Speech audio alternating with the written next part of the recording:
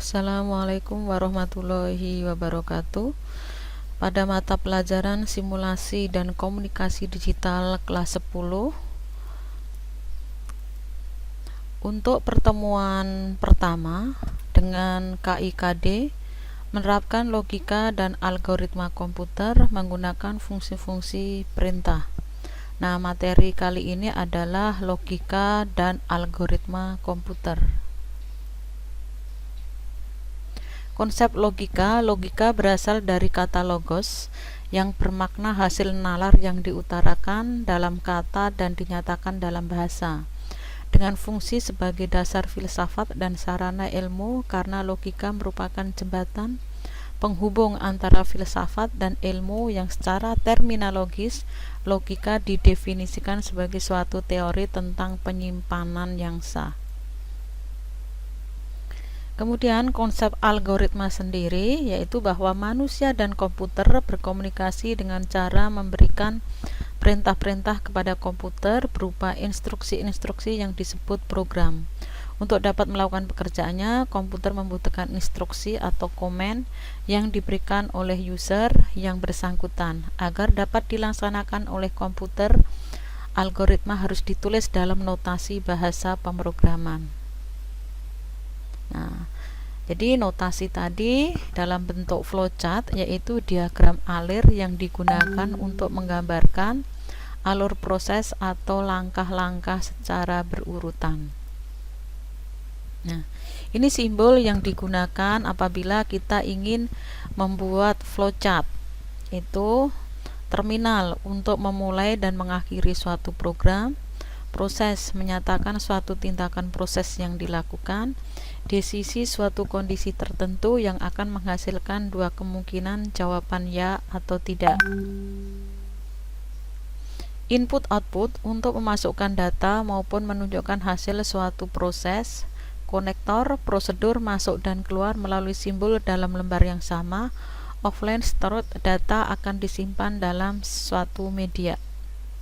Nah, sekarang perhatikan contoh-contoh flowchart berikut ini.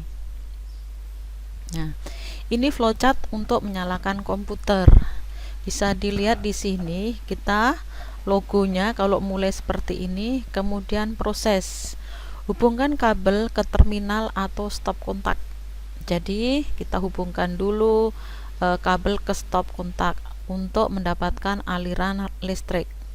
Kemudian tekan tombol power CPU. Kalau sudah, kita cek apakah komputer itu menyala. Jika tidak, kita cek power supply-nya atau cek bagian-bagian yang sekiranya kenapa komputer ini tidak menyala. Nah, kalau komputer ini sudah menyala, kita tekan tombol monitor. Apakah monitor menyala atau tidak? Kita cek di sini. Nah, kalau ternyata monitor sudah menyala, maka masuk ke layar desktop dan komputer siap digunakan, selesai. Nah, ini flowchart menyalakan komputer. Contoh yang kedua, flowchart membuat kopi.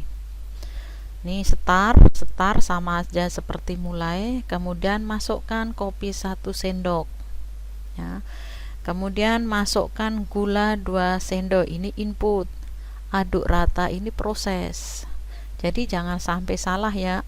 Misalkan start, aduk rata, baru masukkan kopi. Ini bukan merupakan alur yang tepat, tapi alur yang salah. Aduk rata, coba rasa kopi. Sudah manis atau belum? Kalau misalnya kurang manis, tambahkan gula. Terus kopi siap disajikan, selesai. Contoh lagi flowchart dadar telur. Mulai menyiapkan telur jamur dan lain sebagainya, kocok telur, masukkan lagi jamur, keju, garam dan lain sebagainya. Bisa dilihat di sini alurnya seperti apa ya, sampai selesai. Nah, tugas 1 untuk membuat flowchart.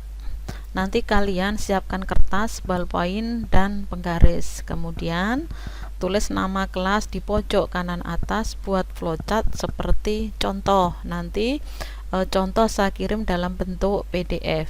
Setelah selesai, silahkan difoto, fotonya tegak lurus, kemudian kirim tugas kalian ke My School aplikasi yang ada di web SMK Kartika.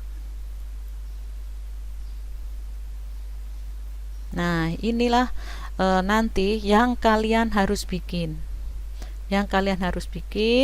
Perhatikan batas atasnya, batas kiri, kanan, dan bawah. Kalian bikin serapi mungkin. Kalau sudah selesai kalian bikin, nanti kalian foto dan kirim tugasnya. Nah, itu saja yang bisa Ibu sampaikan pada pertemuan pertama kali ini. Terima kasih. Wassalamualaikum warahmatullahi wabarakatuh.